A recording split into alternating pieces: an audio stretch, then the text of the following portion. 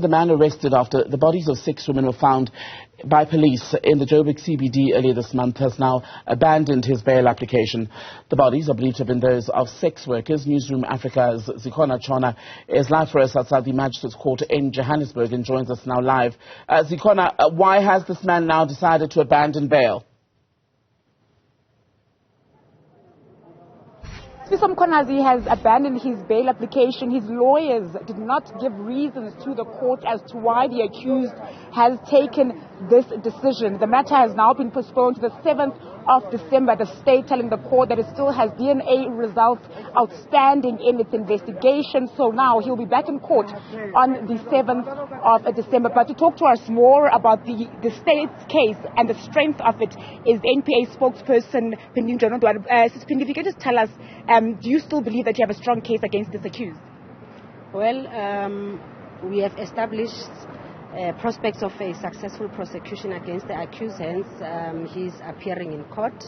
The matter was set down for a formal bail application, but the accused has since indicated that they abandoned their bail application.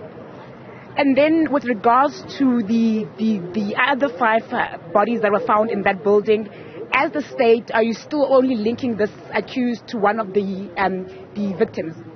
Well, the investigation process is progressing very well, but for now, the accused is still facing 1 count of murder. And as far as the investigation, are you still certain that you have only 1 suspect involved in this crime? Can we expect more arrests? How's the investigation going?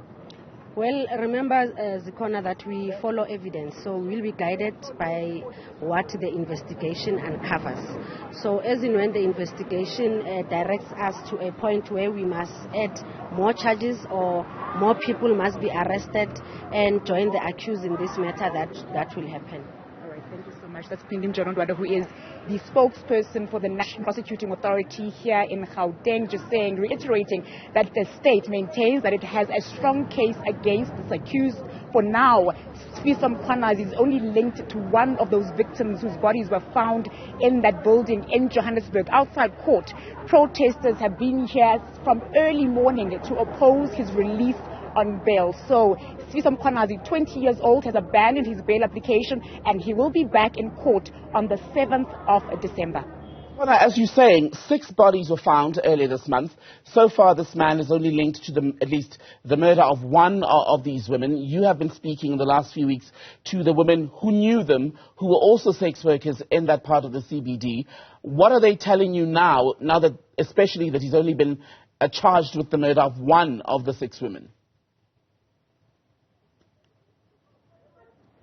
Well, the sex workers have always believed that this man was not operating alone in this crime, the accused rather, or they believe that this crime was not committed by 1 person only. We've spoken to one who is a state witness who participated in that ID parade that was conducted by police, and we know that the state has told the court that he was positively identified in that ID parade, which is why now we are at the state in the case where we can identify him and name him to the public.